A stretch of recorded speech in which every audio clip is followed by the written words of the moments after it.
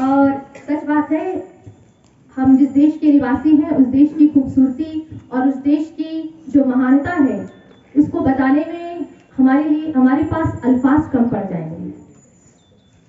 शायर कवि न जाने क्या क्या लिख देते हैं, क्या क्या कह देते हैं। 4 पंक्तियां जो है वो मैं जरूर कहना चाहूंगी। क्या बताऊं क्या खूब वतन है मेरा, जान से प्यारा महबूब वतन है मेरा। फख्र इस बात पे कि इस देश में आबाद है हम, फख्र इस बात पे कि इस देश में आबाद है हम। सोने पे सुहागा है कि आजाद है हम। क्या बताऊं क्या खूब वतन है मेरा। अब इन पंक्तियों के साथ मैं मंच पर हमारी प्राचार्य महोदय शिल्पा मैम को आवाज देना चाहूंगी कि वो आशीर्वाद स्वरूप कुछ शब्द हमें कहें।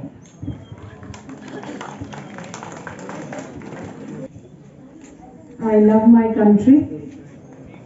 I am proud to be an Indian.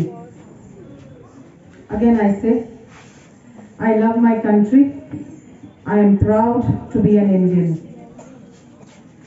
Honorable Senior Most Teacher Adanya Pandey sir, Honorable staff members, both teaching as well as non-teaching, and my beloved students.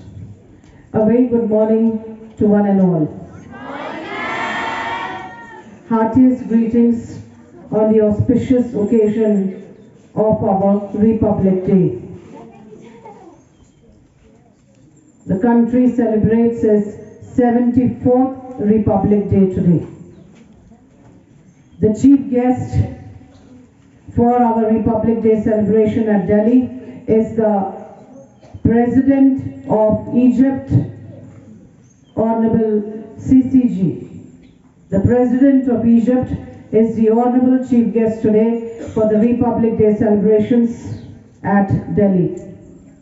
The theme for the Republic Day for the year 2023 is Jan Bhagidari. The meaning of this theme is participation of common people. It is participation of the common people. We are indeed proud to be Indians. It was very difficult during the Britishers as we were slaves. But now we breathe in free India. Now what best can you do for your country? You are the future generation of this noble country. इस महान देश के लिए आप क्या कर सकते हो? Today, even the Padma Shri, Padma Bhushan awards have been announced. They are one of the greatest awards given in the respective fields, whether it is your medicine, whether it is business, whether it is sports, whether it is cinema. So today, the Padma Bhushan and Padma Shri awards have also been announced today for the respective personalities of our country. अब कहने की ये बात है, what best can you do for your country? It comes all from within that I have to give my best for my country. It all comes from within कि मुझे इस महान देश के लिए हमेशा अपना बेस्ट ही देना है. ना मैं बेटर पे रहूंगा, ना मैं गुड पे रहूंगा, पर मुझे हमेशा बेस्ट ही देना है इस महान देश के लिए. और ये बेस्ट सिर्फ अंदर से ही आता है. And you all are the future citizens of this noble country, जो उस तरफ बैठे हैं, आप पूरा फ्यूचर सिटीजन्स हैं इस महान देश के। हर एक चीज में देखिए, कभी आपने गौर किया होगा, हर एक चीज में एक्सपायरी डेट होती है, बेस्ट बिफोर। किसी भी चीज में, भले फूड का हो, भले कॉस्मेटिक का हो, भले मेडिसिन का हो, बेस्ट बिफोर एक्सपायरी डेट। पर हम हमारे जीवनों में कभी भी एक्सपायरी डेट न लाए। अगर रिटायरमेंट के बाद भी अगर हमें हमारे देश के लिए पूरा योगदान देना है तो हम उसको दे सकते हैं। ऐसा नहीं कि अब हम रिटायर हो गए तो अब हम इस महान देश के लिए कुछ और योगदान हमारा नहीं कर सकते। एक्सपायरी डेट जीवन में होनी नहीं चाहिए। Again I repeat, expiry date जीवन में कभी भी होनी नहीं चाहिए। कई बार ऐसे सुनने में आता है, ये मेरा काम नहीं है, ये मुझे नहीं करने आता है। कई बार ये सुनने में आता है। एक कहावत है इंग्लिश में, a bad carpenter blames his tools. A bad carpenter blames his tools. जितने हम खुद सीखेंगे, ये हमारे पर्सनालिटी के लिए, हमारे पर्सनालिटी के ग्रोथ के लिए ये बहुत अच्छा है। Because we should be aware of our duties also, not only of our rights. ये मेरा अधिकार है, पर हमारा कर्तव्य भी है एक देश के प्रति। It is very very easy to criticize. It's very very easy, again I say, to criticize. पर सही सुधार के लिए एक पॉजिटिव फ्रेम ऑफ माइंड हमेशा चाहिए। अगर हमें चीजें ठीक करनी है तो criticism in a negative way कभी नहीं होना चाहिए। चीजें ठीक करनी है in a positive way. We have to get the things right in life, but we have to have a very positive frame of mind, not the complaining nature, not the criticism nature, not the self-pity nature. Self-pity से progress नहीं होता है कि ये ऐसा मेरे साथ ही क्यों होता है। Self-pity से सही में progress नहीं होता है।